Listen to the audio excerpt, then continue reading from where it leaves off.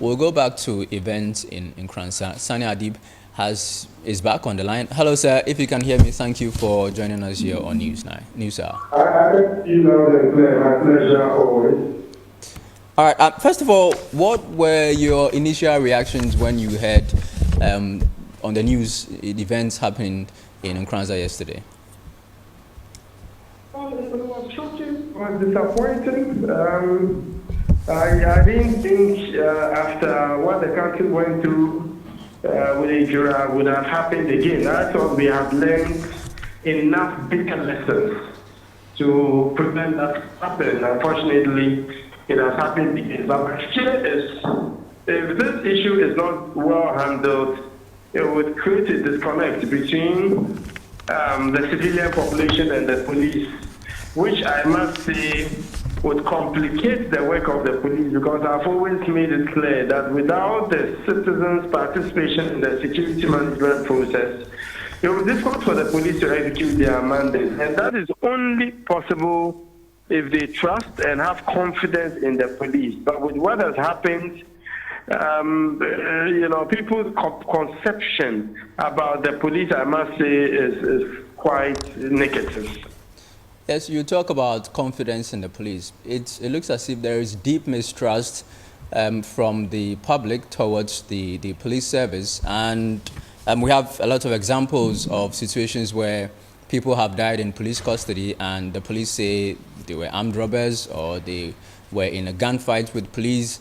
What happened at Mansun Kwanta some 4 years ago, where some 7 persons were killed, suspected to be armed robbers.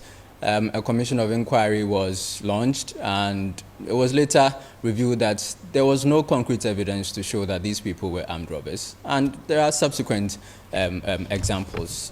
What do you make of all these things, and how does the police service repair its image? Well, I think it's all as a result of the lack of accountability.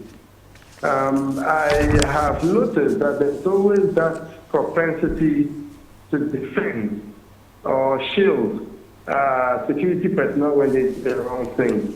And I must say, it's not in the very best interest of the police to do so, because it will only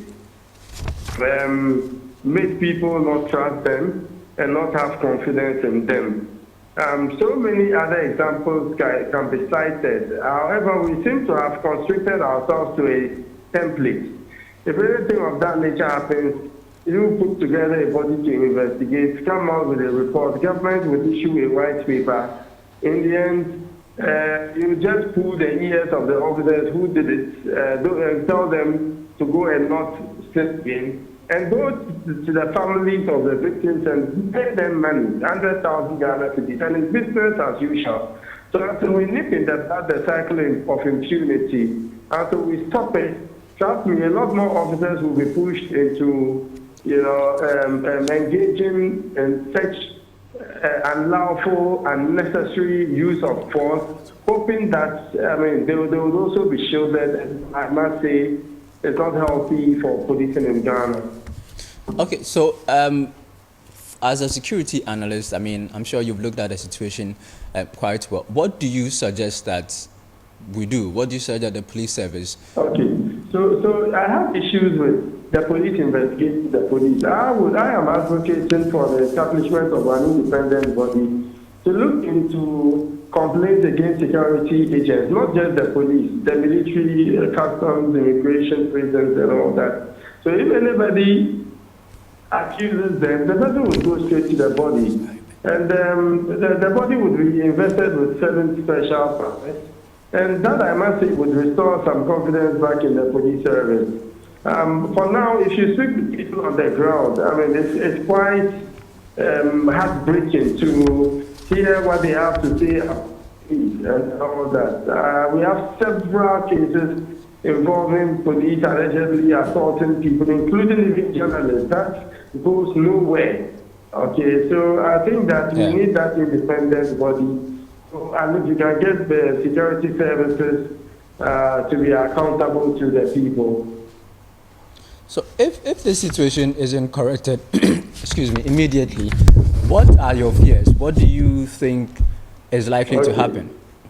Okay, so we are likely to see more violence, which might, be a cycle. We are likely to see criminal elements taking advantage of the confusion to stoke further violence and engage in criminality. We are likely to see a population that will be very hostile towards the police service and not cooperate or even give information. And worst case scenario, we might see attacks against the persons of police personnel, especially in the area. So it is very critical that immediate steps are taken to ensure that justice is served. Without that justice, trust me, it would complicate the matter, and who knows what would happen next. Saani, what would be justice in your estimation? For the alleged killers of Albert. Yes. What would be justice? What would be justice for the families of the victim? Yes. So for the alleged killers to be brought to book, we are not a banana republic. We live in a country that is governed by the rule of law. Murder is a crime. As a matter of fact, it's a high crime. It's a felony in Ghana. So people should not be made to get away with crime. Oblivion of whatever your status in society is, whether it's a civilian or a member of any of the security agencies. So to the families, they just want the killers to be brought to book so they have closure. Often what we hear is that these police officers or security people are interdicted, and we don't hear anything of it anymore. What do you suggest is done to police officers who wrongly kill people? Just as anyone would be dealt with if he or she kills, the law applies to everybody the same. The Constitution is quite specific about it.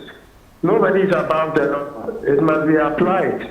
Oblivion, like I indicated, of your stature in society. So whether you are a police or a military or an average Joe like you or myself, all has to be applied. You get me? Because that is plain murder.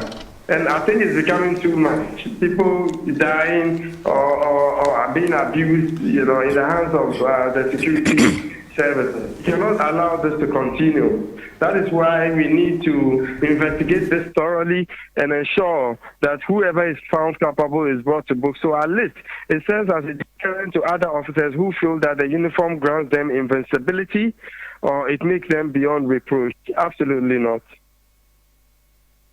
Very much, Saani. My pleasure. Saani Adib is a security analyst, and he joined us with his perspective on the unfortunate incidents that happened in Nkoranza yesterday.